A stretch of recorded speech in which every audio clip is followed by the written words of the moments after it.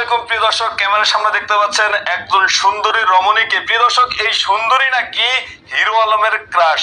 বিস্তারিত তার মুখ থেকে শুনবো। হ্যাঁ, ভালো আছি। তো আপু, আজকে আপনি ক্যামেরার সামনে কেন আসলেন? ক্যামেরার সামনে আসলাম হিরো আলমকে নিয়ে কিছু কথা বলবো। জি বলেন। তো হিরো আলম সবসময় আলোচনায় বিতর্কনা সবসময় থাকে, তো সেটা আমার খুব ভালো লাগে। কারণ যেহেতু হিরো আলম বাংলাদেশের যত সুন্দরী রমণী আছে সবার ক্রাশ হিরো আলম। মানে হিরো আলম বাংলাদেশের যত মেয়ে আছে, যত সুন্দরী সুন্দরী মেয়ে আছে, ছেলে আছে, সবার ক্রাশ।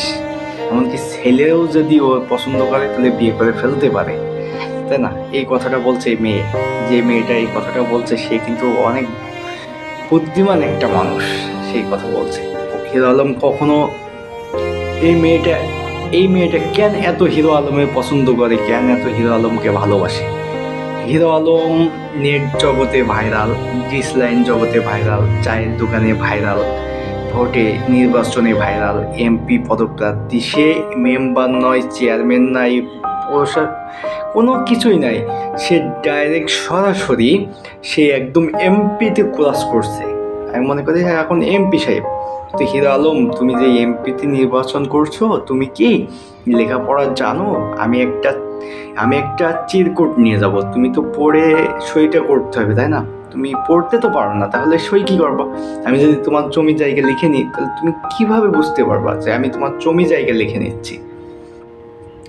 তো এই মেয়েটির ক্রাশ, এই মেয়েটি বলছে সারা বাংলাদেশের যত মেয়ে ছেলে আছে সবারই ক্রাশ, সবাই তারে ভালোবাসে, মানে এত আলোচনায় থাকে, এই কারণে সবাই তাকে ভালোবাসে, এই জন্য মেয়েটির ক্রাশ। তো একটা কথা বলবো মেয়েটির, যে হিরো আলম এমন ভালো কাজও করেনি যে সবাই তার ক্রাশ হবে, অথচ হিরো আলমের কমেন্টে যেয়ে দেখো সবাই তাকে ঘৃণা করে, বাজে কথা বলে, বাজে কাজবাজ করে।